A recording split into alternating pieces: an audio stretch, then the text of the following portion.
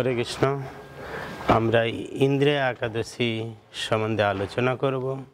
যুধিষ্ঠির মহারাজ পরম পুরুষোত্তম ভগবান শ্রীকৃষ্ণকে জিজ্ঞাসা করছেন, হে মধুসূদন, আশ্বিন মাসের কৃষ্ণপক্ষের একাদশীর নাম কি? কৃপা করে আমার কাছে বর্ণনা করুন। তার উত্তরে ভগবান শ্রীকৃষ্ণ বললেন, হে মহারাজ যুধিষ্ঠির, আশ্বিন মাসের কৃষ্ণপক্ষের একাদশীর নাম ইন্দ্রা। এবছর 2024 সালে 11ই আশ্বিন 28শে সেপ্টেম্বর শনিবার এই ইন্দ্রা একাদশী মহোৎসব পালিত হবে। পারণ পরের দিন 12ই আশ্বিন 29শে সেপ্টেম্বর রবিবার 5টা 17 থেকে 9টা 26-এর মধ্যে। যারা এই একাদশী ব্রত পালন করেন তাদের মহাপাপ বিনষ্ট হয়। এমনকি যদি কারো পূর্বপুরুষগণ কর্ম বিপাকের ফলে নিম্নজনী লাভ করে, কিন্তু এই ইন্দ্রিয় একাদশী ব্রত পালনের ফলে তার উত্তম গতি লাভ হয়। এই ইন্দ্রিয় একাদশী ব্রত পাঠ এবং শ্রবণের ফলে মানুষ সকল প্রকার পাপ থেকে মুক্ত হয়ে শীঘ্রই বৈকুণ্ঠ লোক প্রাপ্ত হয় এবং বৈকুণ্ঠ লোকে বাস করার সুযোগ লাভ করে। হে রাজন, মহেশমতি নগরে ইন্দ্রসেন নামে এক প্রসিদ্ধ রাজা ছিলেন। তিনি নিরন্তর ভগবানের দিব্য নাম হরে কৃষ্ণ কৃষ্ণ কৃষ্ণ হরে হরে, হরে রাম রাম রাম হরে হরে জপ করতেন এবং ভগবানের ভক্তিতে মগ্ন থাকতেন। ধর্মবিধি অনুসারে রাজ্য পালন করতেন। তার ফলে তিনি বিপুল ধন সম্পদ ও খ্যাতি সম্পন্ন হয়েছিলেন।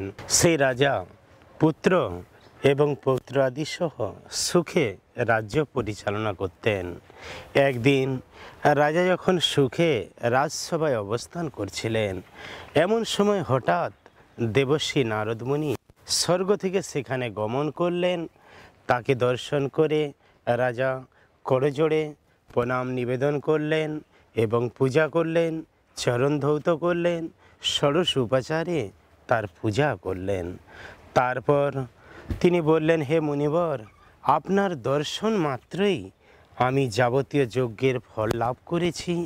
এমনকি আপনার আগমনের কারণ জানিয়ে আমাকে আপনি কৃতার্থ করুন। তখন নারদমুনি বললেন, হে রাজন, আপনি দয়া করে এক বিস্ময়কর কথা শ্রবণ করুন। আমি এক সময় যমলোকে গিয়েছিলাম। আপনার পিতার সঙ্গে দেখা হয়েছিল। সেখানে যমরাজের সভায় বহু পুণ্যকারী আপনার পিতাকে আমি দেখলাম। ব্রতভঙ্গ পাপে তাকে সেখানে যেতে হয়েছে আর নরক যন্ত্রণা ভোগ করতে হচ্ছে। আপনার পিতা আমাকে বললেন, হে মুনিবর, মহেশমতি নগরের রাজা ইন্দ্রসেন আমার পুত্র। তাকে আপনি দয়া করে বলবেন, বহু পুণ্যকর্ম অনুষ্ঠান করলেও কোনো কারণবশত আমাকে যমালয়ে আসতে বাধ্য হয়েছে। আপনি কৃপা করে তাকে আমার মুক্তির জন্য সর্বপাপ বিনাশকারী ইন্দ্রিয় একাদশী ব্রত পালন করতে বলবেন। ইন্দ্রিয় একাদশী ব্রতের পুণ্য প্রভাবে আমি নিষ্পাপ হয়ে স্বর্গলোকে গমন করতে সক্ষম হব, এই কথা জানাবার জন্য আমার আগমন। হে রাজন, আপনার পিতার মঙ্গল বিধানের জন্য আপনি যথাবিধি সহকারে এই ইন্দ্রিয় একাদশী ব্রত পালন করুন। তখন রাজা ইন্দ্রসেন বললেন, হে দেবর্ষি, ইন্দ্রিয় একাদশী ব্রত কিভাবে পালন করতে হয়? তখন নারদমুনি বললেন, হে রাজন, আশ্বিন মাসের কৃষ্ণপক্ষের দশমীর দিন থেকে এই ইন্দ্রিয় একাদশী ব্রত পালনের সূচনা করবেন এবং ভগবানের নাম করবেন, ভগবানের সেবায় সারা দিন অতিবাহিত করবেন আর প্রার্থনা করবেন, হে পুণ্ডরীকাক্ষ, হে অচ্যুত, শরণাগতের প্রতি দয়া করে আপনার কৃপাদৃষ্টি প্রদান করুন। ভগবানের নাম ও সেবার মাধ্যমে দশমীর দিনটি সম্পূর্ণরূপে অতিবাহিত করবেন। একাদশীর দিন সকাল সকাল ঘুম থেকে উঠে ভগবানের নাম করবেন, ভগবানের আরতি করবেন, ভগবানের পবিত্র নাম জপ করবেন। এইভাবে সারাটি দিন ভগবানের সেবায় অতিবাহিত করবেন।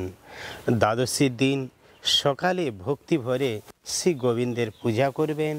তার দিব্য নাম হরে কৃষ্ণ কৃষ্ণ কৃষ্ণ হরে হরে, হরে রাম রাম রাম হরে হরে, এবং সেই সঙ্গে ভক্ত সেবা করে দিনটিকে অতিবাহিত করবেন।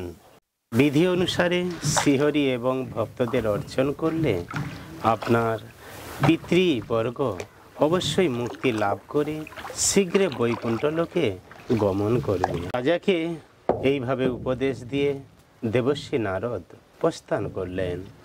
তখন রাজা ইন্দ্রসেন মুনিবরের উপদেশ অনুসারে এই ইন্দ্রা একাদশী ব্রত পুত্র পরিজন সহ প্রজাদের নিয়ে অনুশীলন করলেন। অত্যন্ত ভক্তি সহকারে এই একাদশী ব্রত পালন করেন।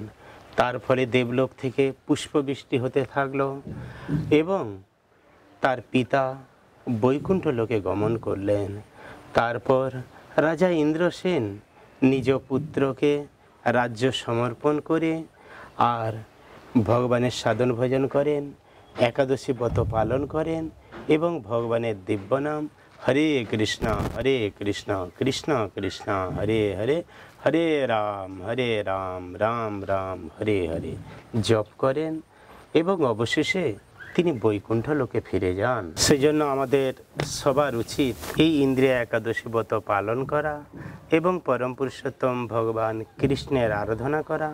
তার দিব্য নাম হরে কৃষ্ণ কৃষ্ণ কৃষ্ণ হরে হরে, হরে রাম রাম রাম হরে হরে জপ করা।